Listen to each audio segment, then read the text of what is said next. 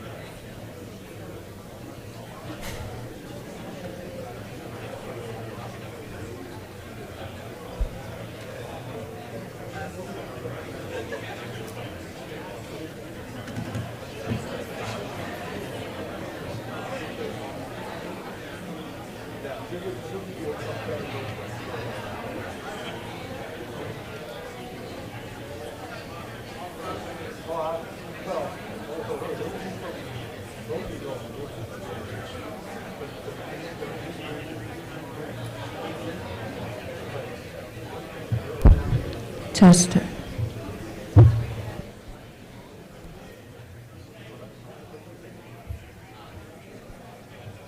Hey, good morning, RPD.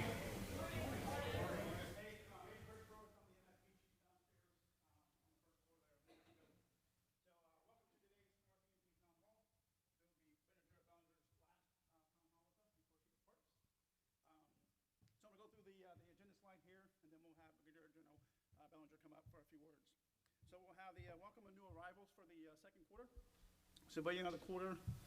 We'll talk a little bit about the COVID telework update, quarterly achievements, recognition programs, the RPMD priorities, where we are, what is ahead, EO, EEO, and SHARP programs, and then we'll open up for a QA after that.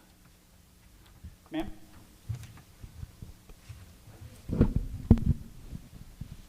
Are we live streaming? Yes. We are. All right, super. Okay. Well, first of all, what a welcome change this is.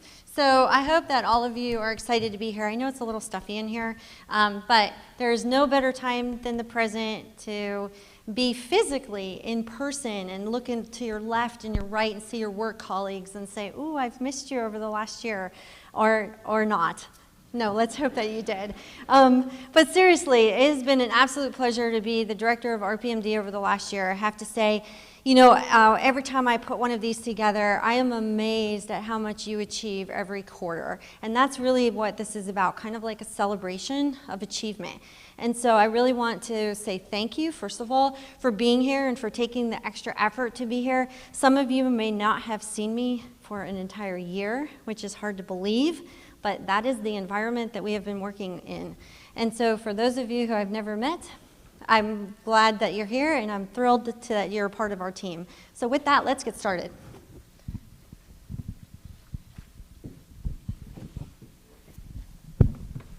Next slide, please. Hey, what I'd like to do here is all the new arrivals for EMD, if you can just please stand real quick. Just give everybody a round of applause real quick.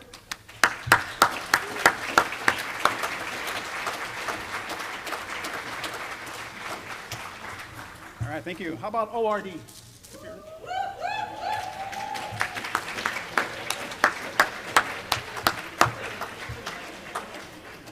OMD.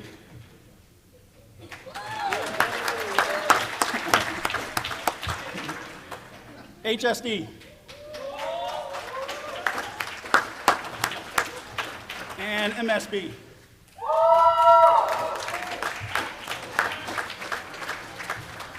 All right, we'd like to welcome you all here to HRC at the RPMD. Appreciate it. All right, next slide, please. All right, if I can have the supervisors come up for Ms. Cardenas and Mr. Smith, and the civilians as well, it'll be great. So while they're coming up, I'll take a quick second to point out that the Civilian of the Quarter is an HRC-led program. Each of the directorates and the primary staff have an opportunity to nominate employees, civilian employees, for this recognition. They do it in 3 categories: GS 8 and below, GS 9 through 12, and then GS 13s and above. For the second quarter of this current fiscal year, these are our RPMD representatives. One person who is not here is Mr. Al Liang. He is the GS 13 through 15 representative. He already had scheduled leave, so he was not able to be here today, but I did want to recognize him as the second quarter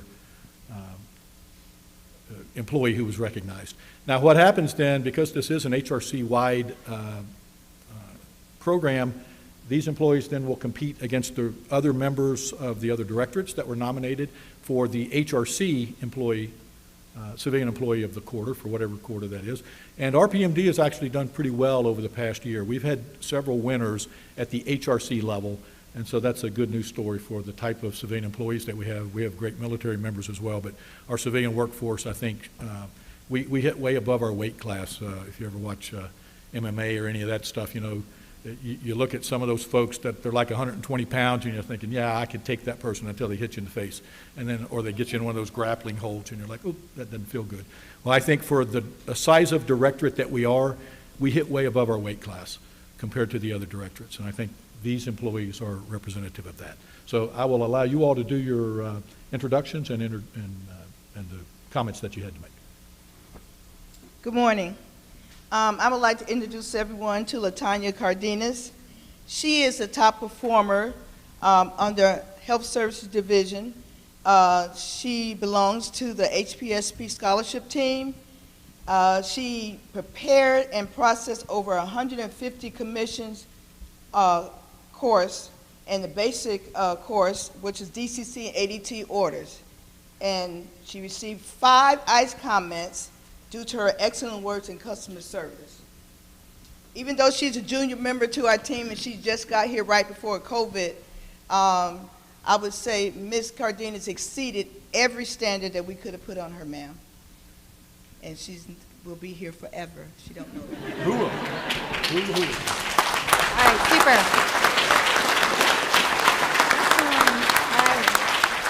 Is this on? Everybody? Okay. Did it go on? All right. You good? You good? Okay. So first of all, thank you. It goes without saying that that is an extremely complicated program. For those of you who don't know what Ms. Cardenas is managing, oh my gosh, I know that there are recoupments involved in some of this stuff, and we're talking hundreds of thousands of dollars of calculations for students who fail to meet the requirements of the program. There's a lot of heavy lifting going on behind the scenes for what she does. I know because I have to see the products and approve or disapprove the content. So tremendous amount of work, first-class professionalism, and for that, I applaud you, and I'm thrilled that you're on the team. You are being rewarded with the Civilian Service Achievement Medal and a 59-minute coupon. Whew.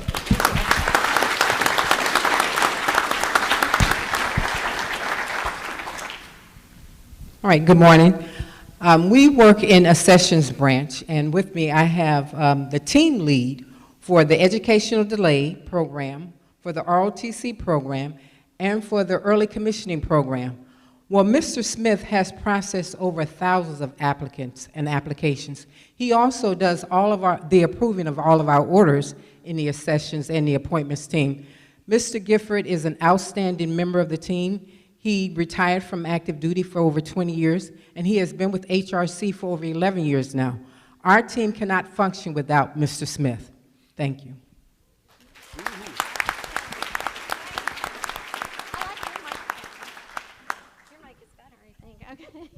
There we go, thanks. Okay, Mr. Smith, as Sessions, wow, what a huge, important mission. Yeah, so thank you for being a part of that. You know, it goes without saying that we couldn't do it without people like you making it happen each and every day. I know how hard it is to get those orders right, to make sure those orders are done on time, and to make sure that people have advance notice for what is truly a part of our Army Reserve, a huge impact to the Army Reserve. So thanks for what you do. You're making a difference every day. All right, you also are awarded a Civilian Service Achievement Medal and a 59-minute coupon. Okay. Okay. Sir, thank you for being with us.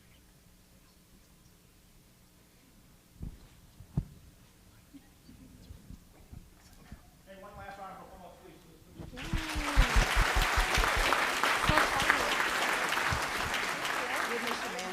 Awesome. Thank you. All right. What's next? All right, next slide. Hey, we're talking a little bit about COVID here. As of right now, we were doing a weekly COVID update with the HRC Commanding General.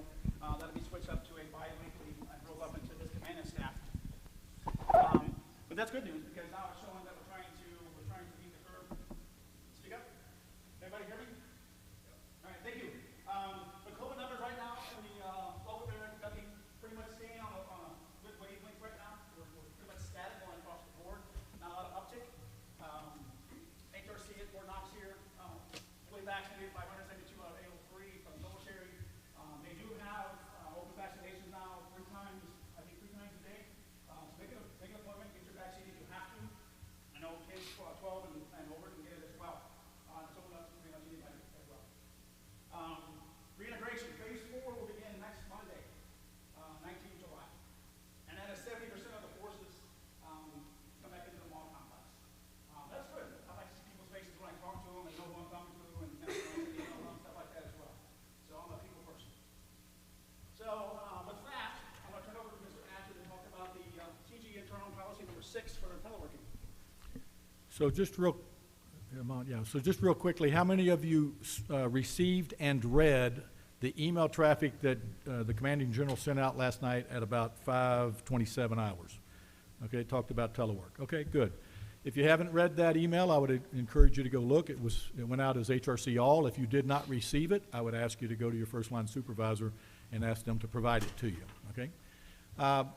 So let's talk just in general terms about this new policy.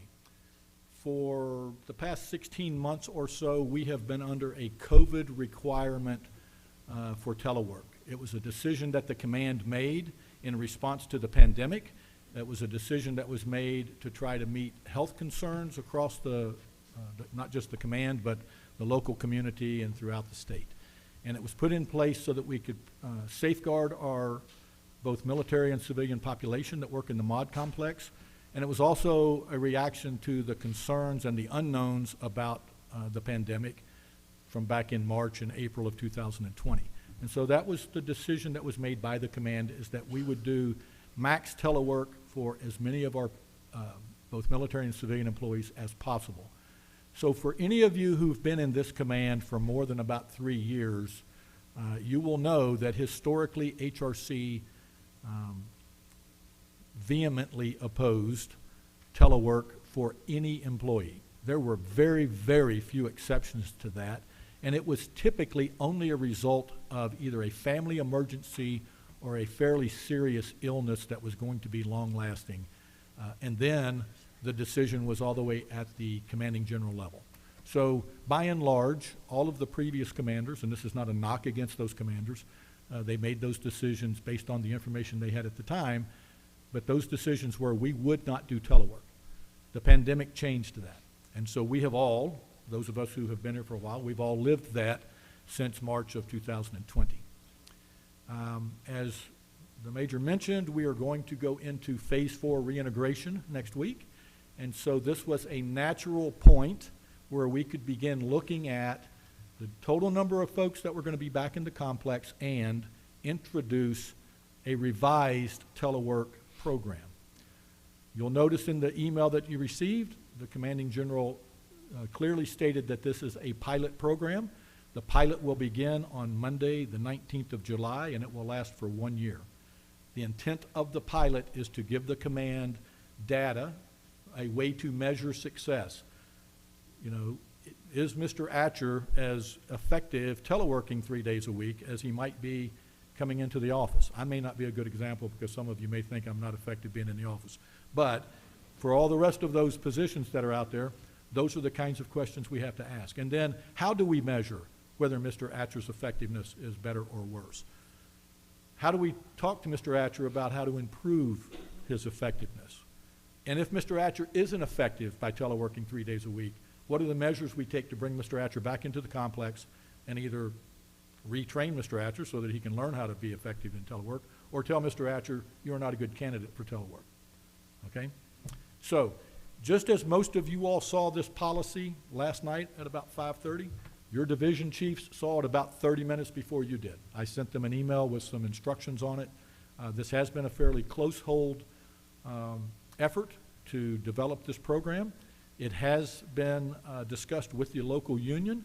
They've had it for about a week. They did provide some feedback to the G1 and the CJA as well as the command group, and those questions were answered, and so they understand that this is the policy. In accordance with the collective bargaining agreement, we are moving forward with this and implementing it on next Monday.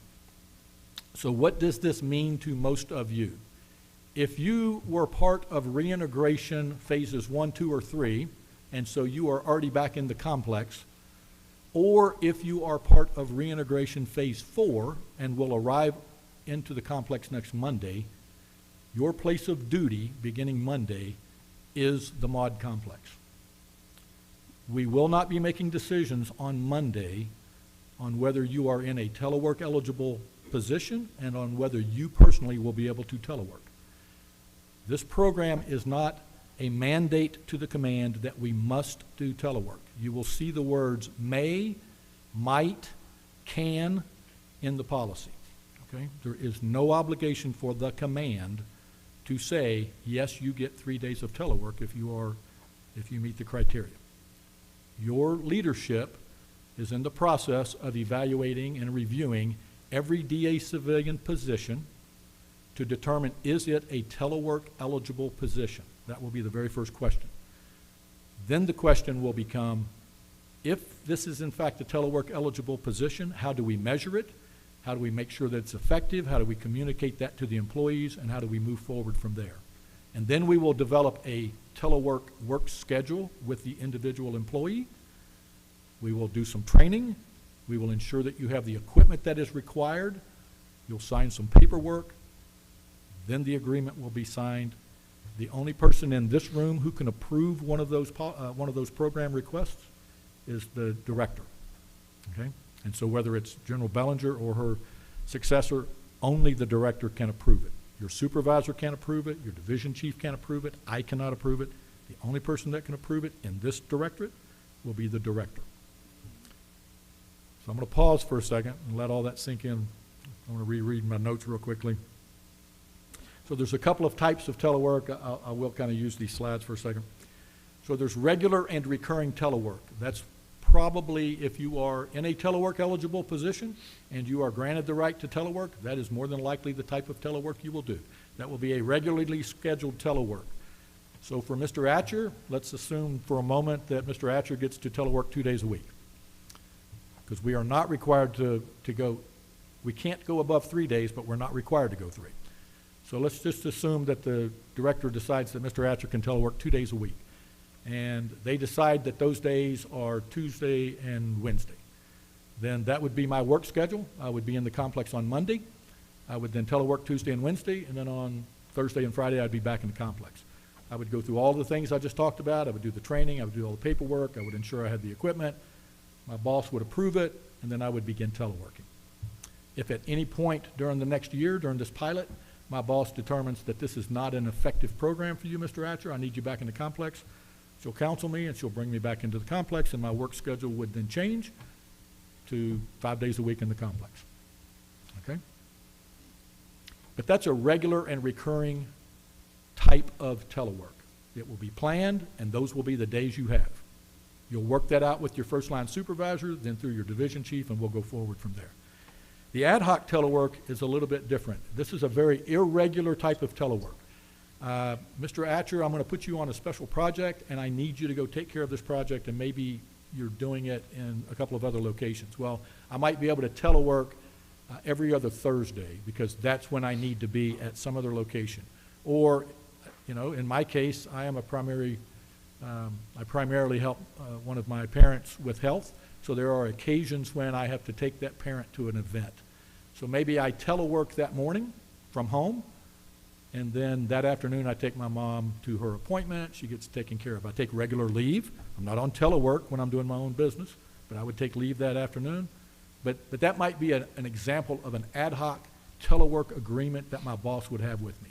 For this specific date, for this specific function, you can work from home that morning so that you don't have to come to work, get dressed up, do your stuff, then rush back home, take your mom to her appointment, etc. That's just kind of one example. There are many others, and together we'll work through those, but that's just an example. I've already mentioned that you'd have to have a signed agreement, the types of telework. As I mentioned, it may be authorized for up to 3 days. So there may be positions that we determine are a telework eligible position. So my boss may say, yes, you are in a telework eligible position there, Deputy Director. However, I do not authorize you to telework any. So the position would be recognized as a telework eligible position, but I would be recognized as not being eligible for telework. There may be some of you, either in this room or that are listening, that you may find yourself in that position, and we'll work that with your supervisors and with your division chiefs or branch chiefs for MSB and analysis. There may be some emergency situations where, once again, the command determines that we will do mandated telework. So if we had a continuation of operations and an emergency, the data center blew up and we couldn't get you on, couldn't get you into the, that's a bad example because you wouldn't really be able to telework if the data center wasn't working. But if the mod complex caught on fire and we couldn't get you back into the mod complex, we may say to folks, hey, you need to telework for the next 2 days.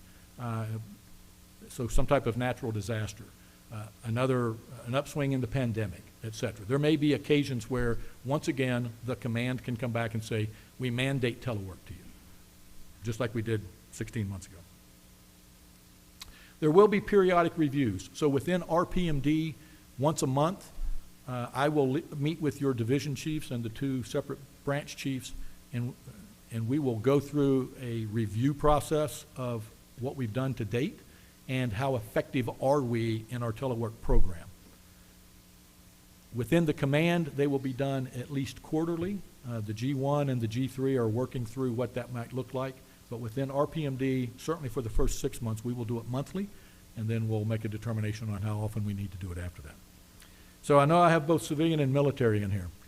So if you are a bargaining unit employee, DA civilian bargaining unit employee, non-supervisor, then you, assuming you're in a telework eligible position and you personally have been deemed eligible for telework, you're more than likely going to be in that regular and recurring telework. If you are a DA civilian and you are a supervisor, more than likely your option would be irregular telework, assuming that your chain of command determined that you're in a telework eligible position and that you personally are eligible to telework. There are exceptions that have to be granted at the command, at the director level for you to be on a regular and recurring telework program. For this discussion, it's probably getting a little bit deep into the weeds, but there are opportunities there, and the same for our military members. Again, for the military, this is a much different environment than what you've been living in the last 16 months. If you are part of phases 1 through 4 reintegration, your place of duty on Monday is the mod complex. All right? Now, for those folks who are in phase 5 or phase 6, or who are designated as high-risk individuals, if you are on phase 5 and 6, on Monday the 19th, you will continue with your COVID-required telework program. There will be no difference in what you do next Monday as what you do today. If you are in phase 5 or 6, your chain of command should have told you that by now. So there will be no change for you on next Monday. The minute the command determines that we will go to phase 5 reintegration, then those members who are identified as a phase 5 integration population, you would then come back to the complex, and your place of duty would be the mod complex until such time as we had done all these other things. Retrained, re-signed, confirmed, designated, boom. Then you would begin, if you were eligible, to begin teleworking under this program. Now that's an awful lot of information. You all have, most of you in here have only known about this since yesterday evening at 5:30. Some of you probably didn't see it at home, so you saw it this morning when you walked in. I know you have a ton of questions. What will happen, if you saw the note from the CG, he will hold an event this Friday, and I believe it's scheduled for 10 to 11 o'clock in the morning. There will be some instructions on how to tune into that event. But there is a SharePoint location. If you have questions that you would like the commanding general or the G1 to respond to, I would highly encourage you to get those questions into that SharePoint location. This will allow him the opportunity to review your question and have a decent answer. It may not be the answer you want, but at least be able to respond to your question and do the research prior to the event taking off. In these types of events, there's going to be a whole lot of people that have a specific question about their specific position. You're certainly encouraged to use the venues that are in front of you to ask those questions. I think what you will find is the CG will more than likely answer in very broad terms, because there's no way he's going to be able to answer a specific question about a specific position for every DA civilian and military member of the command in a 1-hour period. But you're more than free to ask him whatever question you think is necessary. Use that SharePoint location to do it. Do not respond to his email. Don't hit reply all and ask your question to the CG. That probably won't be the best way to get your answer. So I will pause for a minute. I would encourage us to hold questions until the end, but I will pause for a second and see if anyone has a question to me.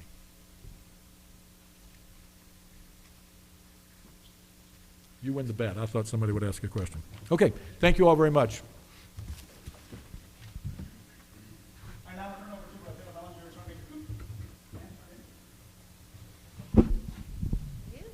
All right, thanks, Mr. Atcher and team. So yeah, this is like hot off the press, and I have to tell you all that, you all having the opportunity to hear firsthand from your leadership about this telework situation is absolutely awesome. I do encourage you to ask questions if you have any toward the end of this this presentation today, this town hall, because in getting some of those questions aired out today, perhaps that will help also inform the CG's discussion on Friday. So we have a pre-meeting this afternoon, so I highly encourage you to ask away toward the end of the town hall. Okay, so Look at this list of achievements. Wow. Now, what I want you to notice, and we're going to go through these briefly.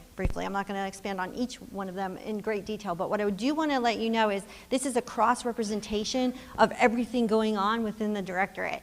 And so, you may only have been a part of one of these things or two, but you know what? Every single one of them matters. And this is a huge, heavy lift that is going on, like all of the things that are happening on an everyday basis that make these things possible. So just to let you know, okay, 5 AGRIT courses. AGRIT, what's it stand for? I'm going to keep you awake. What's it? Okay, super. All right, good job. Yes, so Active Guard Reserve Integration Training. And who hosts that? Who's the primary leader of that training event? 83rd RTAC, right. So we are partners with the 83rd in this endeavor. We do this event, I think we're progressing to 2 times a month now, but you can see this is just this quarter. We trained 219 AGRs. Last quarter, it was like 175 or so. So we are just ramping it up. It's really a great news story for the AGR program. I've got to tell you, getting a lot of great feedback from this event and HRC. The more we do with these partnership events, the more transparent we are about what we do, the better off everybody is. So that's a great news story. Okay, IPSA T3 training. Do I have any T3 trainers out there? Anybody who's been T3 trained? All right, raise your hands, be proud. All right, well, you're getting on it. Okay, I'm excited. I know you, all right, if you're not excited about IPSA, all right, it's time to get excited. As I was telling the team yesterday, when my successor arrives, she's actually on the road today. When she comes in, one of the things I'm going to tell her is she is about to embark on a year of transformation. If you think about it, this is the year of transformation, and I can't stand that I'm not going to be here for it, honestly, because this is so exciting. It's exciting to see you all are going to be a part of making history, whether you realize it or not. Okay, this is something that, 20 years ago, but I don't really want to date myself that much, but I can tell you that when I was a major and I was out at Fort Bliss, and I was running a CRC, back in the day, a CONUS Replacement Center, which we don't have those anymore in our Army Reserve structure. But when I was out there as an S3, I remember a team coming out there, and at that time it was all about dimers. And they were trying to figure out, how do we get our systems onto one platform? It was ROMs, it was this, it was that, right? And so, and now, since then, we have evolved. We still have a lot of different systems out there, whether it's RLAS or RCMS or eMilpo or you name it, right? We've got so many different systems. So this effort to get everybody on one platform, SAP will be no longer for the National Guard, eMilpo will be no longer for the active component, and RLAS will eventually go away, and all of us will be in IPSA. That's huge. And so where we go with the future of IPSA, what you're going to see, remember this, when Release 3 happens in December, that's just the beginning. This is going to be a staged process that by 2030 is going to look very different than what you see come December. But you know what? I'm excited about it. I hope you are too. I hope you embrace the fact that the processes you do today should be very different next year from now. All right, they should be very different in the way you do business. So we're getting modernized, and that's exciting. So kudos to the T3 trainers out there who are going to help us through this process. So we, as a result of IPSA, right, the analysis team implemented an IPSA weekly forum that is cross-division wide, which is excellent. So that's also going to keep us aware of all the things that are going on with brownout, cutover, training, all of that stuff. So what's going to happen when all the systems shut down? What are we going to need to do? How are we going to work through soldiers PCSing, and how are we going to work through all the things that still need to happen on an everyday basis when we have no comms? That's going to be a very significant event, and for some, it could be a significant emotional event. So that team is going to be critical to making sure that everybody is level set and level headed as we head into that time frame. So ARSAP, kudos to the OMD team for this one. The Army Reserve Soldier Assignment Profile. So right now we have a total of 255 members in this particular 2201 upcoming cycle who have participated in this program. Am I right, Major Belford? I see you like going, oh, is she right? Is that close? I think so, right? Okay. And that's just the active participants who actually filled out the assignment profile. Now, we know this is not a marketplace, okay, but this is like the next best thing to us having a marketplace. So it was our way of getting a more modernized feel as to how we could go about soliciting input. So for those of you who don't know what this is about, it's basically taking a 4187 and automating it. But automating it and creating it a whole lot more depth to the process. So I'm thrilled that the team thought outside the box on how to make that happen, and it's been very well received, and it is just another way to show, hey, not only do we care, but now we're going to use that information, we're going to make process efficiencies because we can do things a whole lot faster, we can see our population in a way that we've not been able to see them before. So great effort, ARSAP.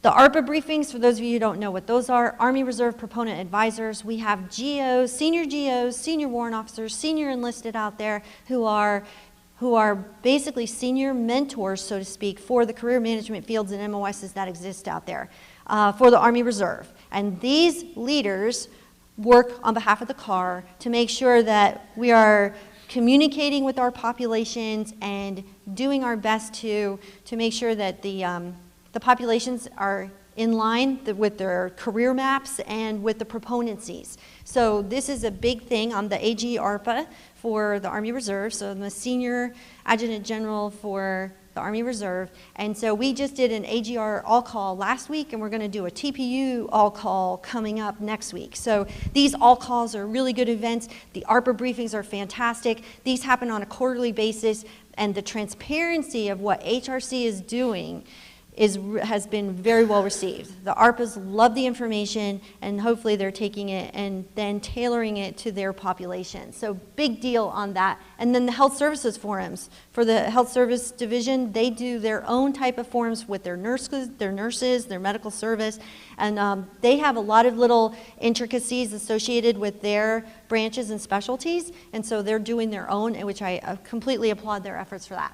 Okay. So the GAR, do I have members of the GAR in here? Gray Area Retirement Section, awesome, yay, there you are, yay, okay. So we brought them into the fold in May, and we're excited to have them as part of our team. They are now a part of ORD under the Personnel Actions Branch, so excellent, really excited that we made that happen, and now we're gonna continue to hopefully make process improvements and really work through making that process transparent for the Army Reserve. Okay. Raised senior leader awareness of the 70 Bravo overstrength issues. I have to tell you, I was really excited. Last week I was on a call on Friday with the FORSCOM Chief of Staff, Major General LaBeouf, and the topic of the discussion was basically mid-grade shortages in Compo 3. Mid-grade shortages both enlisted and the officer corps. Now you might say, well, we don't have any mid-grade shortages on the AGR side. Well, we may not, but remember the AGRs only make up 10% of the total population of the Army Reserve on the Ready Reserve side. So there is a big problem out there with our captains and with our junior NCOs, and the CAR really wants to get after this. Well, in that forum, I was delighted to see the 70 Bravo actually pop up on a slide, and I said, ooh, good. This is getting a level of attention. Now it's getting a little bit more traction.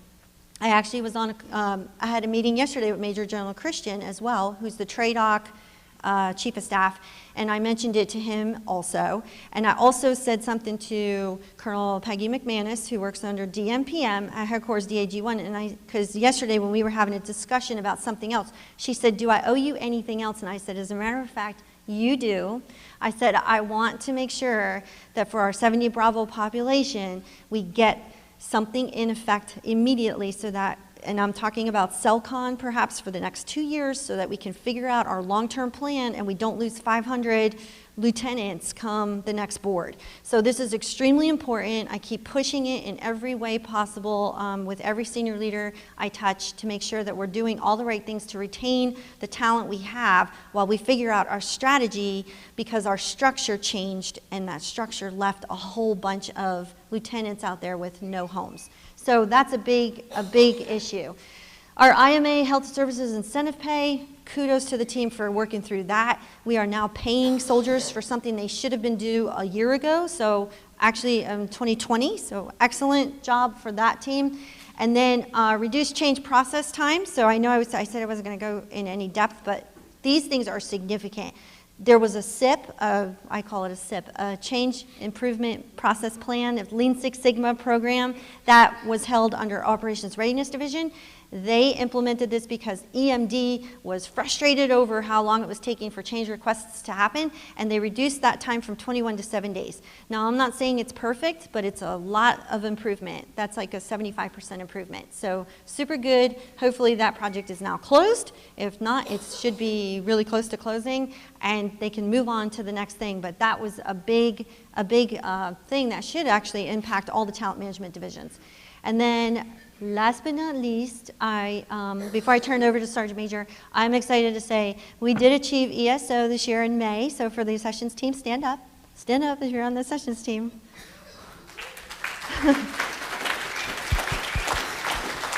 Awesome. So excited. We changed our strategy this year because last year when I came into this position, we were scrambling at the very, very end. It was we were doing weekly updates about ESO. It was really a very stressful time as we were working through the teleworking and we were working through trying to meet mission. And then in the end, we made it, but we made it by the skin of our teeth. And we said, hey, we don't want to have a repeat year. So what did we do? We not only hit it early, but we're on glide path to achieve an average 16,511, which is unprecedented and really fantastic effort on behalf of the team. So thank you for that, and I'll turn it over to Sergeant Major now. Tag on mute. Tag, you're it. All right. You may want to use this one. Is this one working? This one's better. That one's better. Okay. All right, awesome. Hey, team, it is awesome and great to be here with you and see so many of you. Some of you I've met, some of you I have not. But I'm just going to continue to talk about the great things that each and every one of you do every day in RPMD. And it is greatly appreciated. One of the things we did was we moved the analysis section and resource management from ORD into MSB. And that just provides the leadership team an opportunity to reach directly into those folks and have them do analysis for us without having to go through a middleman, so to speak. Streamlined the process and made things much easier for us. Conducted a quarterly AJR sessions panel from the great AJR sessions team. They planned that, coordinated it, had panel members come in, and they boarded folks and ended up with 1,244 new soldiers on the OML for them to be able to fill AJR requirements. We have conducted 2 DEOC surveys over the last quarter. I don't know about you, I'm kind of surveyed out. I hope we don't see one again for a little while. But I will tell you, from a leadership perspective, RPMD is in great shape. We are grateful for the things that you do every day, and we appreciate it. Now, coming out of those DEOC surveys, we've had the opportunity to do a couple of sensing sessions and get some feedback about some areas that we can maybe improve on. And we are working to make those improvements, and we appreciate your feedback regarding those topics. We have completed some IRR musters. 2,691 orders were produced and 486 musters were completed. Major Dummett started a IMA EBDL pilot. Now, that's a good thing for the IMA folks. However, I know that there's some funding issues with that as we move forward, so that may be a challenge as we continue on. It's only on pause until Friday when we get Oh, a senior leadership excellent. decision about the funding. Perfect. Funding's on pause till Friday. On pause till Friday. Perfect. We have consolidated and submitted our TY22 ADOS plan to HQDA. We have prioritized those positions that we'll be able to fund as soon as we know what that funding is. We don't find that out until mid-August usually. And finally, we developed an RPMD employee recognition plan, and we have updated our RPMD priorities. So if I could have the next slide. So here's our recognition programs. This is for both civilian and military. It's just a quick highlighted overview. And the intent of this was to codify and standardize what recognition and awards programs are within the Directorate, so that there is no question. Yeah, let's be clear, it really was because I was confused. I didn't want to say that, ma'am. But I just wanted to make sure you knew, it was really All because right. I was confused. All right, so General Belanger was confused. She is no longer confused. No, it's Right? great, right? Because I said to the Sergeant Major, we have so many different programs out there. I was like, what am I doing when I go in front of a meeting and I'm like, oh, what recognition does this person get? And wait a minute, are they going to get the same type of recognition when they go in front of the HRC program? So we wanted to make sure that we knew not only what we were doing internally, that we were nested with what HRC is doing, and it all kind of is on one placemat now. So it was yeah, thanks. So if the boss is not confused, I'm not confused, and hopefully you're not confused. Everybody's happy? Okay. All right, awesome. Oh, I appreciate it. So what's in yellow is HRC. Okay, so just so you know, yellow is HRC. Those are the HRC programs, and then everything else is RPMD. And then you can see what the recognition is. So see, I had no doubt today what I was doing with the 2 civilians of the quarter. So it just makes it very clear and transparent for everybody. Now, there are a couple of things up there though that are actually, we thought outside the box on how to do some recognition, and I really hope that my successor adopts some of these. So I know that I have coasters of excellence. She may not have the same kind of thing, but whatever she has, she will replace it with that. But then I love can you talk about this one? Yes. There's also, So, yeah, so we got yeah, I mean, there's lots of good stuff here. I'm excited about it. NCO of the quarter. If you win NCO of the quarter, you get to use my RPMD Sergeant Major parking spot for a week. That's awesome. That's awesome. I think that's awesome. NCO of the year. You get to use the director parking spot, and you get a star note. You also get a week of Sergeant Major's parking spot. Now, I do have a designated parking spot. I really do. I don't necessarily park in it all the time, but I do have one. Anyway. There's also, so the employee spotlight. Oh yeah, you get to use the director office for like a day. I think that's cool because so we have this new director office down in the RPMD area. If you haven't been in there, you'll see it's like huge, and I can't have 2 offices. I can't work out of 2 offices, so I'm like, let's repurpose this. Let's make it fun and use it for something. So hey, if you were an employee spotlight like this month, put your request in to use it. Work out of there for a day. It's nice and quiet, a lot of light. It's perfect. It's good. Okay. It's great when the air conditioning's working. Well, that's true. All right.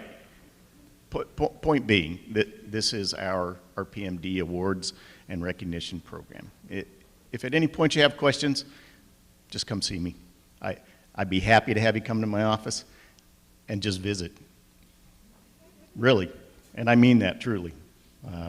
I don't get an opportunity to interact with you a lot.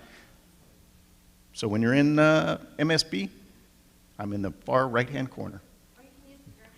Or we can use the director's office, whatever. But please, feel free. My door's always open to you. And lastly,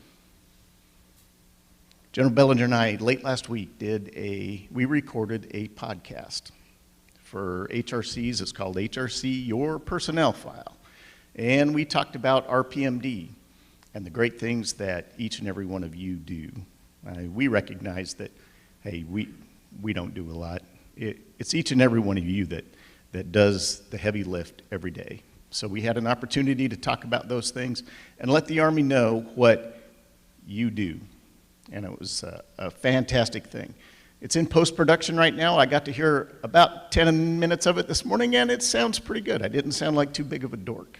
So I was kind of happy about that. And finally, ACFT. Has everybody signed up to take the ACFT?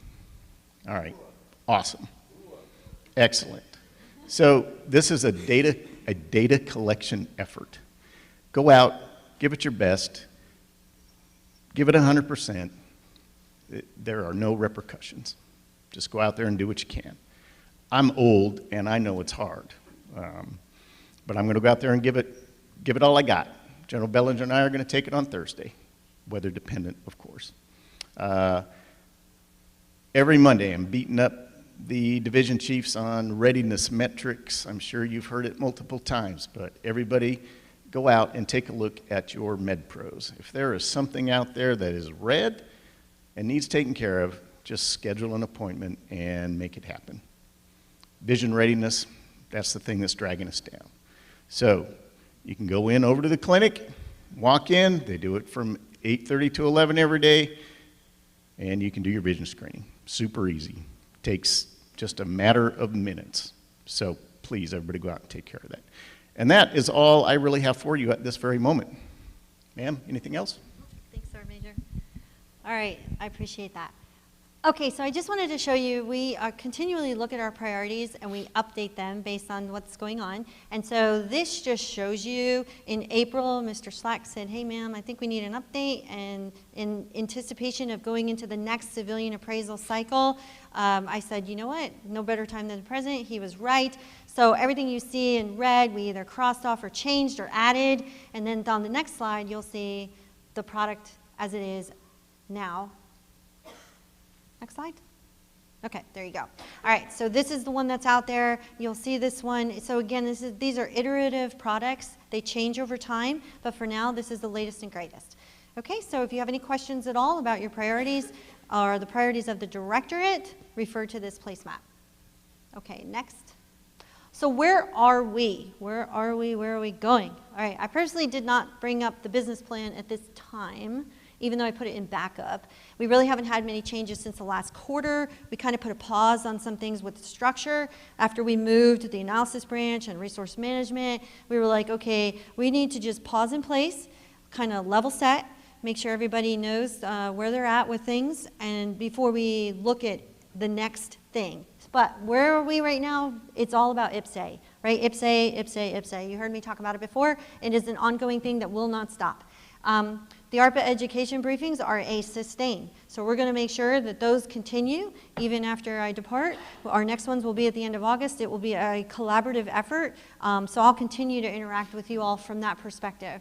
Strategic communications, anything we're doing out there, huge sustain. Okay, that's whether that's in the health services forums that we have, whether it's in any of the other things. We've got so many different strategic communication engagements. The AGRIT is one of them. The PCC is another one. We do pre-command course. So all of those will be sustained, and you're getting back to business with going actually out to Leavenworth to do PCC, which I'm excited about.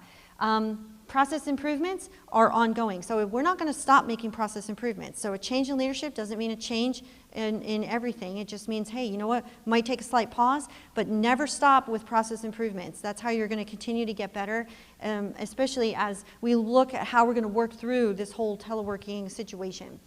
And then, of course, as I mentioned, structure analysis will continue to be ongoing because, let's face it, it's a known fact we're probably not going to get more people. So if we're not going to get more people, how do we work with what we have and we maximize our product output?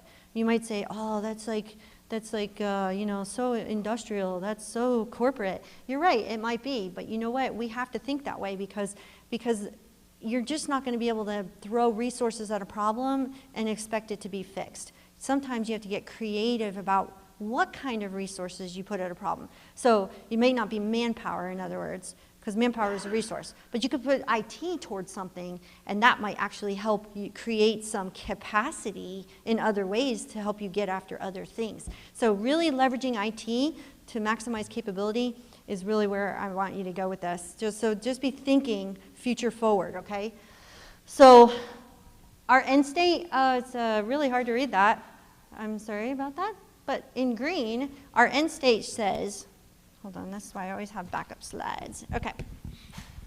So our end state was twofold when we developed the business plan a year ago. And in green, I put the fact that I think we achieved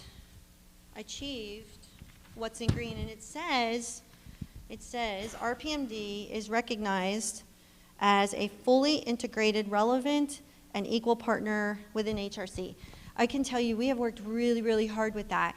And there are still some forums where we hear OP and EP, but I have to tell you I'm hearing more and more OPEP, RP. And that's what we need to hear. And so, again, I continue to say, if you're in any forums and you hear OPEP, don't forget about RP, right? So the more we continue to message that, the more relevant we become. But we have truly made a mark with respect to the relevancy of this organization. So I think you get a go at that station. The one that, that we still struggle with a little bit is properly structured and resourced to execute comprehensive and transparent talent management. Do I think we're on the road to success with that? Absolutely. So this is, again, this end state comes from our business plan that we developed a year ago, and I still believe that that is probably a valid end state, and I believe, in my heart of hearts, that with IPSA and with the marketplace that's going to come for the Army Reserve, and it may not be in 2022, but it's going to come, and when it does, and you have an opportunity to write the business rules associated with how you want to run those markets for your populations, I think you're going to see this turn green. Okay, it might be sooner than that, but I think that's where, if I had to call it today on a timeline, that's kind of where I see that headed. And then what does that mean? That means that, again, what are the resources that you're going to need to make that happen? So this is why the year of transformation is going to be so important, because you're going to be able to figure out how to get that green. Okay? So what is ahead? Oh, there you go. Oh, look at that. Oh, you all pulling in some animations. All right, super. Okay, so we got IPSA, we got the training. Training should be closed out next week, I think.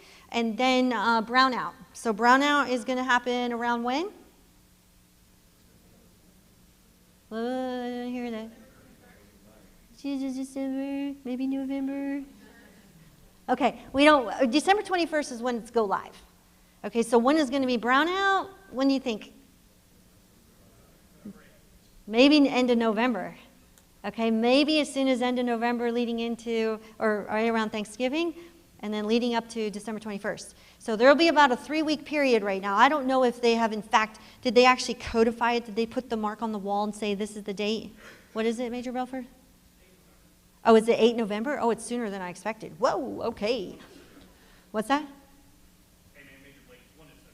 Oh, 1 December. Yes, ma'am. So the PCS reduction window starts the 8th of November, but the system brownout starts 1 December. Okay, all right, so 1 December, that's a huge, so again, it's going to be very important that you all understand what you do today that might change tomorrow, which is coming here faster than a freight train, it's coming, is going to be here. So 8 November will be one of your marks on the wall, and 1 December will be the other. There will be a catalog, basically, that comes out from the tag about all the things associated with this that are going to affect your business. So be on the lookout for that. ESO, plus 1%, you all are on the right path to achieve that, and I have all the confidence in the world that's going to happen. And that plus 1% is going to get us level set to the 16,511 average for the year. So that's a great news story. And then again, plussing up through November 2021, that will be budget dependent, but I am making sure that senior leaders know what our plan is so that they understand the effects of what brownout is going to do to ESO. Because what's going to happen is we lose approximately 100 people per month on average from the AJR program, whether that's through retirements or refrads, what have you, okay? And that attrition is what we have to keep up with on top of just maintaining strength. So that's going to be huge. Going into our cycles, you know, where are you going to go? ARSAP, I don't see that going away right now. Got to keep that going, all right? That's a good news story. Don't quit on that until you have marketplace availability for the reserve component. That's my charter to you. And then car manning guidance 2021. I can't believe I've been here a year and we haven't gotten the new guidance yet. You're still working off of 2017. Don't ask me that question. I will tell you that the car gave her final edits to it on the 3rd of June, and I have not seen the final version on the update. I'm waiting. But in the meantime, what we are doing is we're leaning forward, anticipating what's coming because we know what she is already kind of blessed off on, even though it hasn't been finalized. So we're moving in that right direction when it comes to how we look at time on station and how we look at managing our workforce. So that is a very important thing that's coming your way in the very near future. And then, of course, the IRR app. So for those of you who don't know, the Talent Management Task Force has piloted an IRR app on a phone for our IRR population, which is a huge thing, which is supposed to increase readiness. They have piloted it to 25 personnel, and those 25 are supposed to expand to like 300 or 400 over the next couple of months. And then we'll see if we can leverage that capability to do virtual musters and get more of our population actually responding to updates for their records. So hopefully that's a good news story, and we'll see that continue to grow. Okay, next.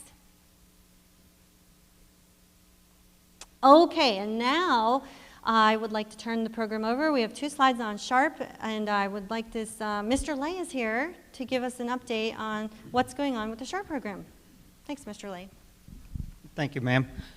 For those of you who have not met me, I am the Sharp program manager here at HRC.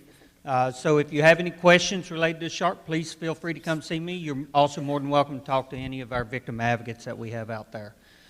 As you can see on the slide up here, one of the main things we wanted to talk about is restricted and unrestricted reporting, because there's still confusion out there on who you can actually report a restricted report to. If you go to the wrong individual, you can wind up losing some of your reporting options and some of the stuff that's available for you. So I ask that if you don't remember anything else about the Sharp program, please remember this. For a restricted report, contact your SARC, come see me, contact a victim advocate, or contact somebody in the medical field, healthcare field. The reason being is because if you go to somebody in the chain of command, or if you go to somebody in law enforcement and you talk to them, your report's going to be an unrestricted report. They're going to automatically initiate an investigation. So to protect your rights and your options, if you come talk to the SARC, victim advocate, or medical professionals, healthcare professionals, and talk to them about what has occurred, then that will afford you the opportunity to learn about restricted reporting, to keep the confidentiality of your case, or also to learn about unrestricted reporting, if that's the way you want to go. But come talk to one of us, one of those 3 groups first. You can talk to a chaplain, but talking to a chaplain does not constitute filing a report because of the privilege they hold. You can also talk to legal, the Special Victims Counsel, even before you come talk to us. But because of attorney-client privilege, that does not constitute filing a report. Now, if you're adamant you want to do an unrestricted report, by all means, you can talk to anybody else that's listed up there. But just keep in mind, once you go talk to somebody about an unrestricted report, whether it's a commander or law enforcement, you cannot change that back to a restricted report. So you can always change restricted to unrestricted, but once you go unrestricted, once your case is unrestricted, you cannot change that back to restricted. So I want to make sure you understand. Please remember those 3 groups if you want to file, if you want to protect the confidentiality of your case. Now, for those of you who don't know, there's been some changes under the sexual harassment reporting option, especially for military personnel. We now have what's called an anonymous complaint process. This means that you can actually file a complaint anonymously where we do not know who you are. So if you come to my office and say, hey, Mr. Lay, I want to file an anonymous complaint, you can't do that because I know who you are. You see what I'm saying? It doesn't work that way. Now, you can slide a note under my door. You can send me an email from a fake email account. You can call me from your cell phone. I don't know who you are. If it shows up on my office phone, I'll know your cell phone number, but I won't know who you are. If you are going to file an anonymous complaint, we do ask that you provide us some specifics about the case. Who did it? What did they do? Where did it occur? When did it occur? Any witnesses? We need this information to have enough to actually initiate an investigation, because when I receive that information, I take it directly to the commanding general. He then consults with JAG to make a determination if there's enough information there to initiate an investigation. And if so, it will follow a formal complaint process with the CG as a complainant. He will be the one that signs as a complaint. If you contact me via a fake email or a phone number, if you didn't provide me enough information to initiate an investigation, then I can reach back out to you. But if you slide that note under the door or something like that, then I don't have a means to contact you back. We also, for EO, EEO, and SHARP, In the mall complex, there are now 5 anonymous complaint or suggestion drop boxes. One's located in the Welcome Center. One's located in the lobby of Building 1, one in the lobby of Building 2, one in the lobby of Building 4, and one at the side entrance in Building 1. If you have a suggestion for one of our programs, if you have a suggestion for the command, if you have an anonymous complaint for EO or SHARP or EEO, please feel free to utilize one of these drop boxes. Write your information, drop it in the box. The only people who have access to those boxes is myself or Master Sergeant Gutierrez, who is the Equal Opportunity Advisor for HRC. So that way we can get that information from those boxes, and then we can process it based upon whatever your complaint or your suggestion is. So we do encourage you to utilize those. That's another means of reaching out to us and letting us know what's going on. If you want to just stop by my office, let me make sure everybody knows. The EO, EEO, and SHARP offices did move during COVID. So the SHARP office is now located in room 3, in building 3, first floor, room 20. That office is actually located inside the stairwell beside of the Welcome Center. Yes, I play Harry Potter. My office is under the stairs. So it is in the stairwell. It's a little difficult for some people to locate, but once you find it, it's pretty easy to get to. It's in the stairwell right beside the Welcome Center. The EO and the EEO offices are in the hallway right beside of the security office right off the Welcome Center as well. So if you go like you're going to a security office, instead of walking in their office, look down to the right, that hallway, they're in that hallway right there. Master Sergeant Gutierrez is our Equal Opportunity Advisor. For those of you who knew Mr. Dennis Ellis, he retired. He was our EEO specialist. He retired in April. HRC has hired a new EEO specialist. We'll start onboarding next Monday. Mr. Shadle will be here. So for the civilians out there, you will have a new EEO specialist here at HRC. His office is in that hallway, as I mentioned. His name is Mr. Shadle. He'll be onboarding beginning Monday, July the 19th. Yes, ma'am. So on that note with EO, I just want to mention that I know Sergeant Major talked about the 2 DOC surveys that we had. I just want to make sure you know that if you have not seen the RPMD action plan that was developed as a result of DOC's number 1, that action plan is still a very valid action plan, and it's like alive and well, and we are working off of that action plan. When the DOC's number 2 happened, I got with Master Sergeant Gutierrez and Mr. Lay sat down with me and Sergeant Major, Mr. Atcher. We got together as a group and we looked at the results of DOC's number 2, and because there were really no major revelations that would cause us to have to shift on the RPMD action plan, we kept the action plan in place, and the advisement was that we did not need to have any changes in our course of action. So I did want to make everybody aware that while your input was extremely valuable and noteworthy, we took all of the comments into consideration to make sure that everything was still valid with respect to the current action plan. Okay? So I just want to make sure I emphasize that. Thanks. Yes, ma'am. So next slide, please.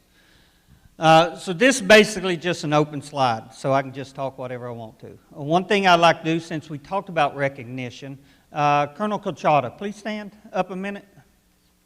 Are you here still? Yes. So if you do not know, Lieutenant Colonel Colchada is a lead victim advocate for RPMD. She is also the alternate SARC for RPMD. She is also, she was recognized back on 1 April as the Victim Advocate of the Year for HRC as well. So if y'all would, I'd just give her a round of applause. So that just goes to show RPMD is doing great things, and I just wanted to point that out as recognition that was provided to RPMD as well.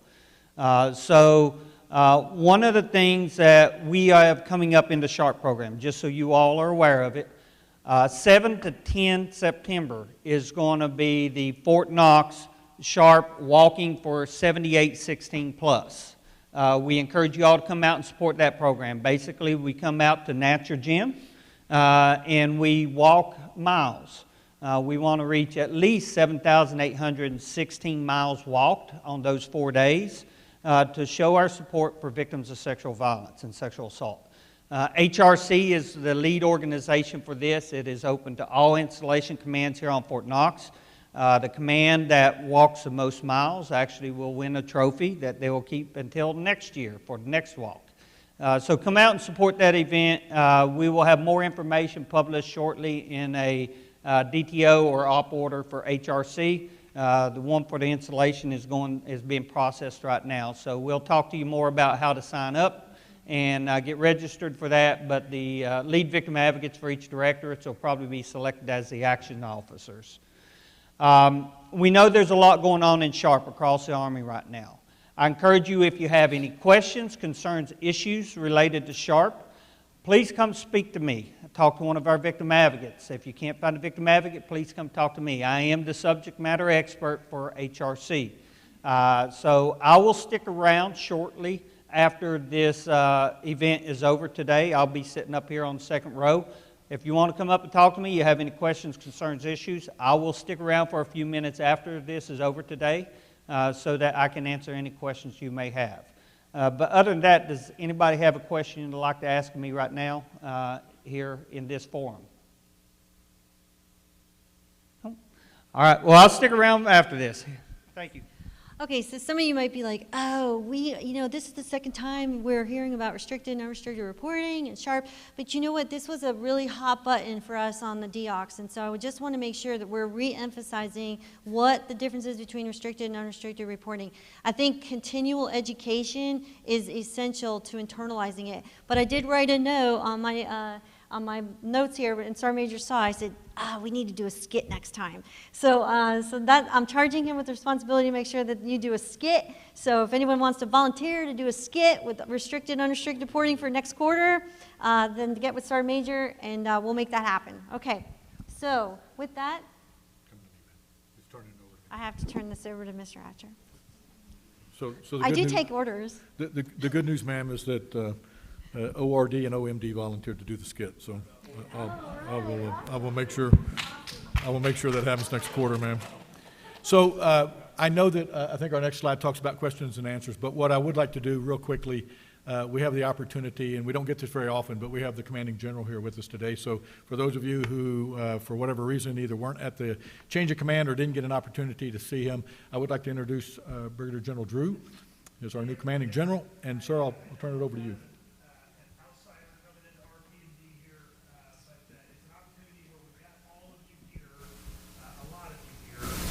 So when we get the question answered, if you have anything specific, whether it's telework, whatever, I'll do my best to answer any of those questions. But since everybody is here, are we filming this? Is it virtual? We are virtual, sir. Okay, all right, so I'll use the microphone. It working good enough? You guys can hear me, right? That's a good one. Sorry. But, okay, we have a Do a good quick- one and a bad one. Quick. All right. Yeah, they always hand you this. That's that when the people come in the back to shoot somebody, it's normally they shoot the guy with the mic. So I think that's why they're handing this thing to me. So I want to take this opportunity. General Belanger is departing here in a couple of weeks. Her replacement will be here tomorrow. But I want to, in front of all of her soldiers and civilians, thank her for just a phenomenal job. She has kind of taken the DCG position, the RPMD director position to a new level. She's one of the smartest people I know. She has great perspective. Most of us that spend all of our time, whether you're a personnelist and you're just a human resource expert, you're always looking at it. She has a varied background. She brings a lot to the table. She's made HRC and our whole Army, not just the people at HRC, but across all three compos. She's worked very hard every day to make the entire Army better.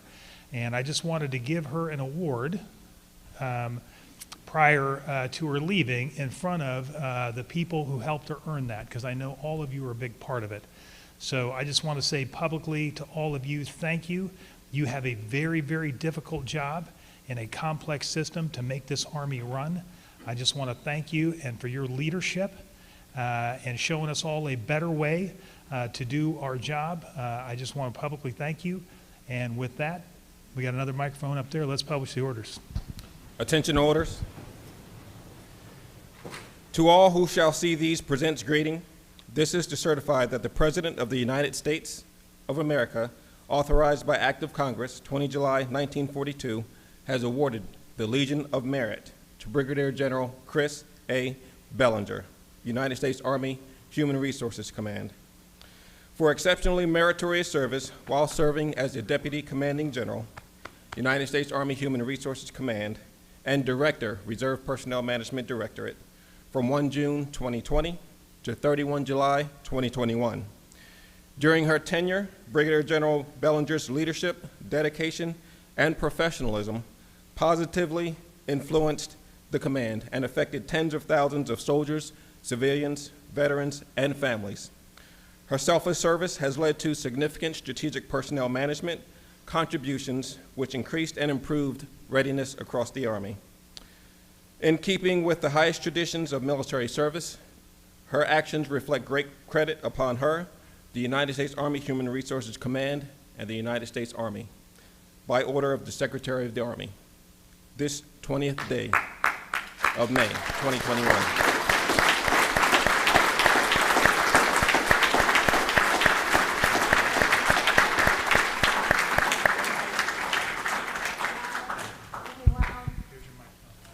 Wow. Okay. You know, this, I wear this proudly, but this is for, really, it is you. You know, when I look at the faces of this award, this is all you. And I am humbled. I'm actually in shock because I would never have expected this. You know, you come to an organization, you do your best every day. As I always said, one of my mottos was make a difference every day. Just do your best to make a difference every day, no matter what that looks like. You know, I think there's not a day that went by that I didn't learn something. I continue to learn, and as long as you have that zeal and that passion, you know, that will carry you very, very far. And so if I've not imparted anything upon all of you except the spirit of energy and passion for what you do to make a difference every day, then we will have been successful as an organization. So again, thank you to all of you, because this is yours, not mine. Thank you.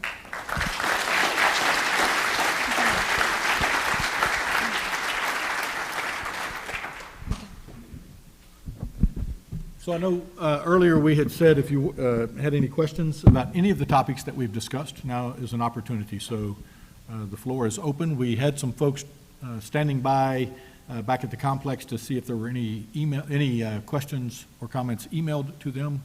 From what I gather from Major Porter, that we have none right now, so I'll just open it up to this forum. Do you have any questions for me about any of the topics that we've discussed? And don't be afraid, the CG said you could ask any questions you wanted, so. Okay, it's a quiet group. No questions? All right.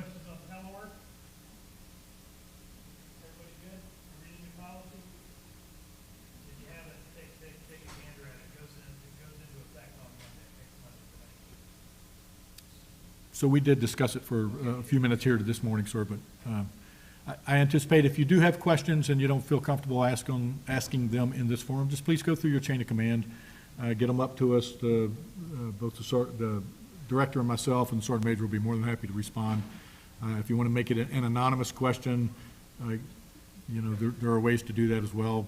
Just slide something underneath our door there in room 2117 and we'll get it in the morning. So anyway. So, ma'am, I'll turn it over to you, Sergeant Major. Okay, if you don't want to ask questions, I said to the Sergeant Major, we can go up there and we can start ad-libbing and we can do our skit thing. Hey, Sergeant Major, who's the commander of the IRR? Well, ma'am, I believe it's that gentleman down there in the front row. All right, super. Yeah, you're right. And okay, like so, as all of you are thinking about, you know, your questions, because I know you're just scared to ask them, then we'll just ask some more. So, Sergeant Major, if you get in trouble, who's gonna reprimand you if you're in the IRR? Well, there's no chain of command below General Drew, so General Drew is going to. Good answer. Good answer. Okay. All right. So let's see. What else do we have to ask for this nice audience out here? Hey, Sergeant Major. What about this new ACFT coming up? What do you think about it? I think I'm old and it's hard. Okay. All right. I echo that sentiment. Okay. We'll see how we do on Thursday. Absolutely. Okay. Oh, we got a question? Oh, look at that. Did we break it? We broke the ice? Good morning, ma'am. Sergeant First Class Bob. I'm a talent manager in EMD. And my question is, are there currently plans or research going into bringing some of those legacy teams within RPMD? I'm talking specifically about enlisted separations and schools. Oh, that's actually a really good question. Okay, so enlisted separations, no, not right now. Okay, that one, if I had to rank order, I would say schools is where I was going next. Why schools? Because schools is connected to money. So here's what happened. When RPMD formed, the G8, in anticipation of schools going over to RP, moved all the money associated with the planning of schools to RP. What that has done is it's caused a little bit of a challenge with RP because RP doesn't manage the spend plan. OP and EP have the spend plans for reserve component schools. So this is not impossible to work through. We are working through it, but we are looking at whether or not that's the best way to handle it. The G8 can go back and reallocate the money accordingly, or we can look at whether or not it makes sense to move those programs to the reserve component. Right now that decision has not been made, but we know where the disconnect is and whether or not, we will probably have to put some resources to finding out, like we did with the GAR, it took a couple of months of analysis to really determine what the best course of action was, and we would probably have to do the same thing, okay? Do you want to add to that, Mr. Archer? Well, I would just say, as with many of the legacy programs, whether it be schools, security clearances, so whether it be schools, security clearances, promotions, et cetera, we have gone through and looked at, periodically, have gone back and looked, did we make the right decision when the original OPT met in the spring and summer of 2019? Some of those we go back and look at and we say, right now, especially as we were going through COVID and with very few folks in the building, may not have been the right time to make that decision or even have the discussion. But we periodically have these discussions with LDD out of OPMD and with FAD out of EPMD, with the folks in EPMD that do security clearances, Ms. Powers and team. We look at special actions branch to talk about EFMP, and we talk about things like high school stabilization.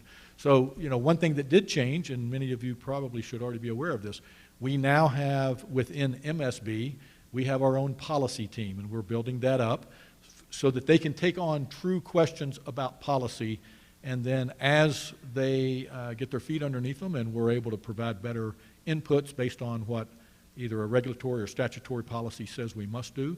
First off, is that still valid and is it something that is needed? And then assuming that it is, what's our RPMD side of that? Because sometimes our statutory or policy requirements are different than the AC. Sometimes they're exactly the same, sometimes they're not. But then how do we workflow that within our directorate?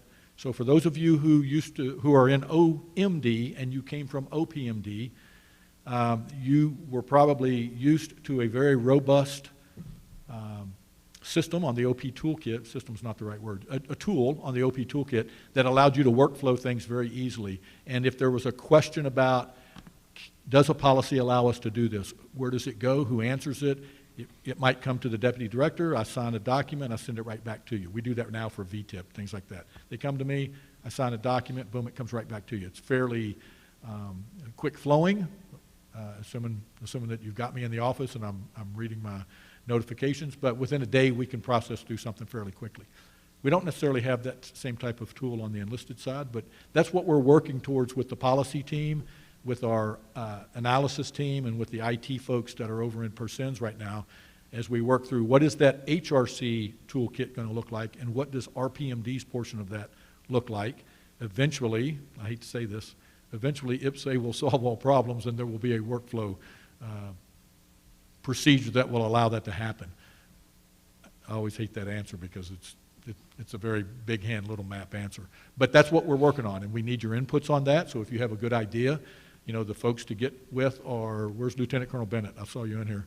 So Lieutenant Colonel Bennett and his team that work in the analysis team, Mr. Frank Krieger, if you've been dialing into the IPSA discussions that we've been having, the training that we've been having on Wednesdays, those teams meetings that Frank and team lead and Colonel Bennett lead and Major Blake is on, that would be a great time to have some discussions on that. What is it we need to identify and make sure that the command is aware of that are unique to RPMD so that we can address our concerns on that?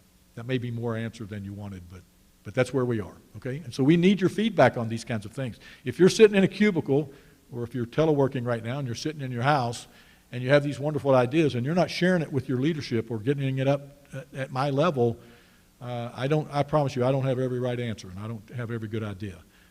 So if you get those up to us, then we'll get it to the right folks to work it, okay? And I'm going to hold on to the microphone so that hopefully we won't have any other skits. No offense, ma'am.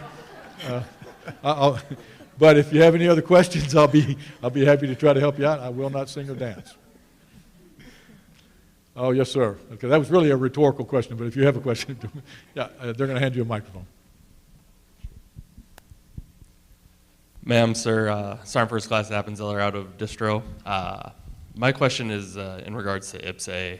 I've heard from one of the T3 trainers that we have that it's about 60 hours of training, correct me if I'm wrong, sir, just to have access to the bare minimum of the system. My question is, where are we going to allocate that time from within HRC?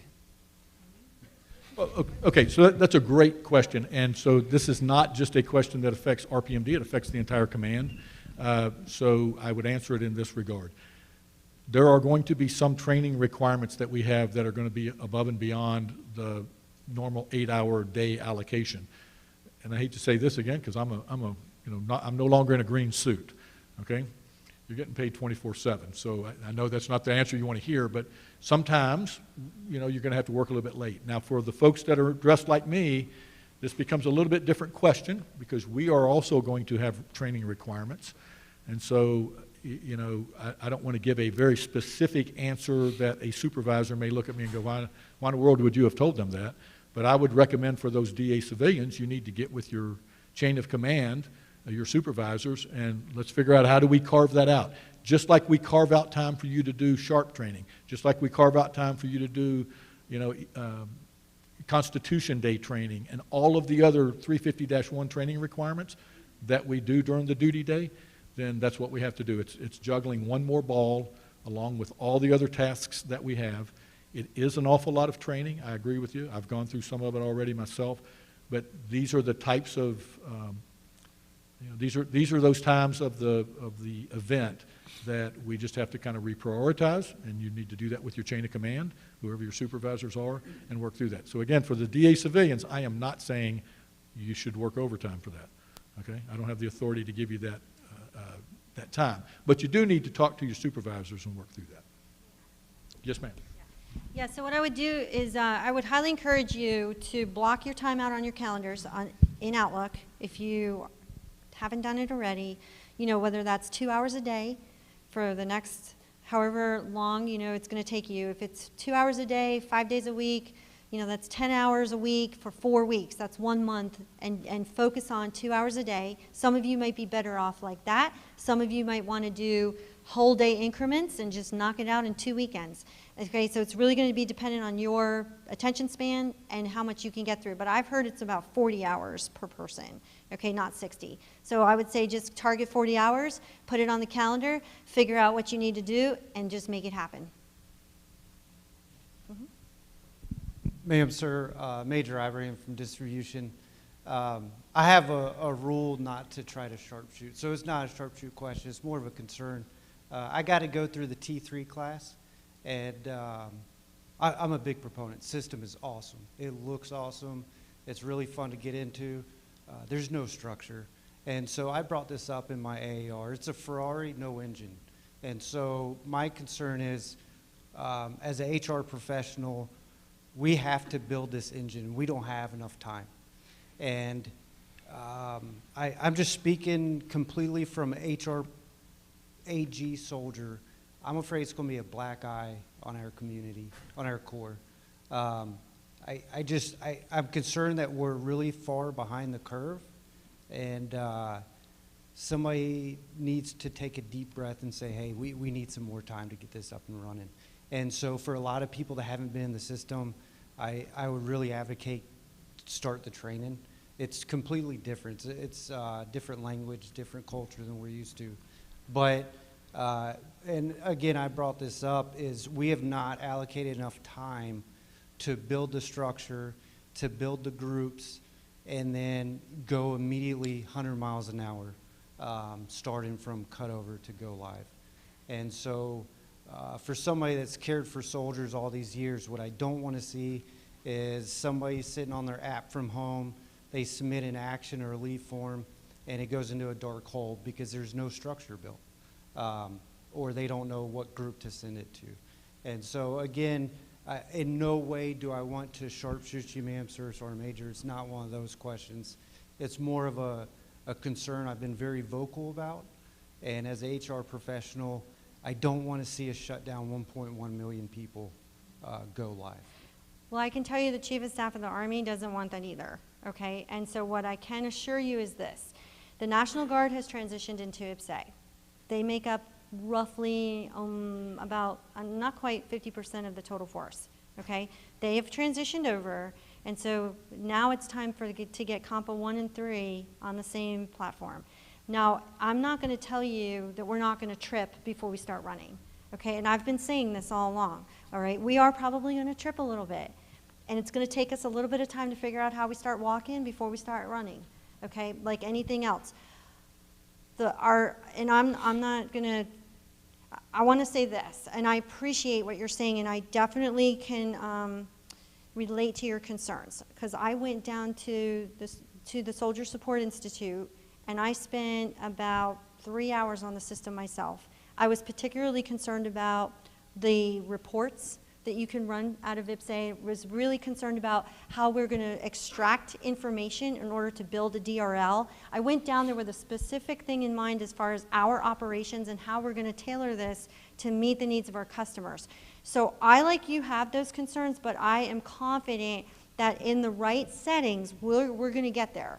Okay, so just have faith, have confidence, continue to raise your concerns, absolutely 100%, and then let's make sure that we're documenting these things all along the way in the right formats so we can get it in front of the leaders that have to make these decisions to make sure that we can effectively operate. What I can tell you is this: remember that we are not alone in this regard. OP and EP, we are in this together with them. And so trust me, if it's not going to work for them, it's not going to work for us. So I want to make sure that you are nested with the OP-EP team. We also have Major Speeton, who was on our analysis team. I actually approved an extension for him in HRC because of the criticality of this mission for RP. And he knows, and as Mr. Anderson does, his mission there is to make sure that because he understands reserve component systems, he can tailor this the way it needs to be tailored on that data task force. So we are putting the right people in the right places to hopefully avoid a catastrophic failure. Okay, that's the best I can offer you right now. Good copy, ma'am. Thank you. Okay, you're welcome.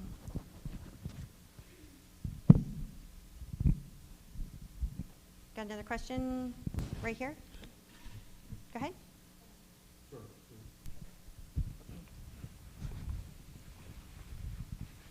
I think it's still morning. Morning, ma'am, sir. I had a question for the CG this morning in regards to, ORD PPM Major CDO. And it was in regards to, we are seeing the future growth in the IRR program. We're looking at getting at that readiness. Where do you see the growth, or what would you like to see change within the IRR population?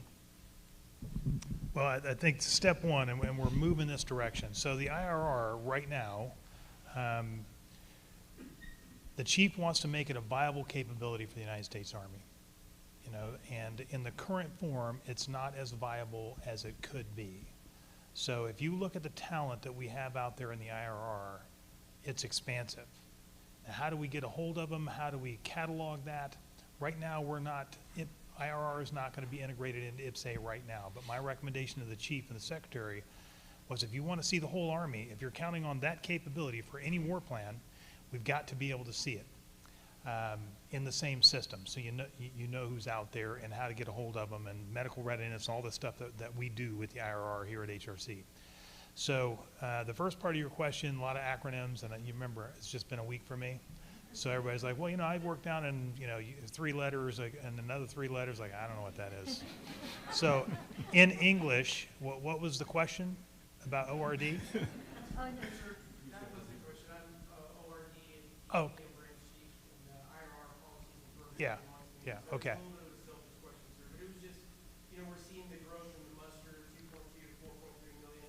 We're seeing that we need to concentrate on readiness to get the IRR population to where it needs to meet the future intent of that population.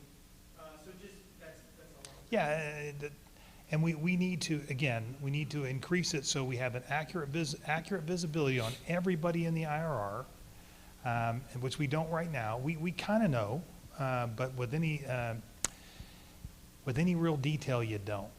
You know, especially as you look at in all these systems. So if we had IPSA for the IRR and we could fill out that 25-point profile for skills you've gained since you left one of the components to go into the IRR, wouldn't it be helpful if we had that data? So if we have a crisis somewhere, whether it's a Homeland Security, you pick the thing, if we have that capability and we can't see it, we can't exercise that. The other part with the IRR is how would you pay the IRR if you, I mean, we got it if you activate them, but how do you incentivize being a member of the IRR? Because in human nature, incentives matter. You know, it's like, yeah, you know, I get $50 if I do the virtual muster. $50, good.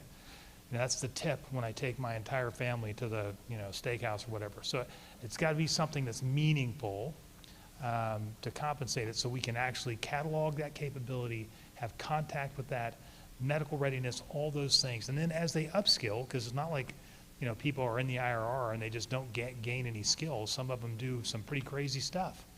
You know, get an MBA from whatever, you'd get a computer science degree. It'd be kind of nice to know that. So we don't bring you back in as a sergeant of infantry if you've got a data science master's degree. You know what I mean? Not that we don't need infantrymen to understand data science, but we may have a better fit in there. So that's a huge push for the chief and the secretary. And that's one of our 5 priorities he gave us in March for the Army, for the entire human capital enterprise. Predictability, stability, permeability, pay and allowances, and IRR relevancy. So it's in his top 5. So we're looking at it. Thank you.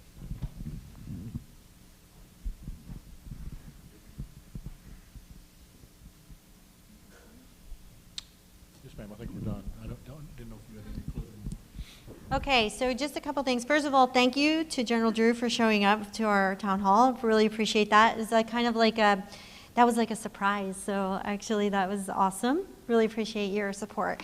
And to Sergeant Major and to the team, to the Div Chiefs, thank you to the team, to Team RP, okay? You all are really rocking it every single day. And for that, again, thank you. So nobody asked who my successor is. You all should know at this point, but if you don't know, it is Brigadier General Stacy Babcock. As I said, she is driving out today. She will be on ground tonight, and she will be at HRC tomorrow. So I know that you're going to give her a very warm welcome, and I know you're going to continue to outperform like you do in everything that you touch. So thanks again, and we will adjourn for today. Soldiers first. Look.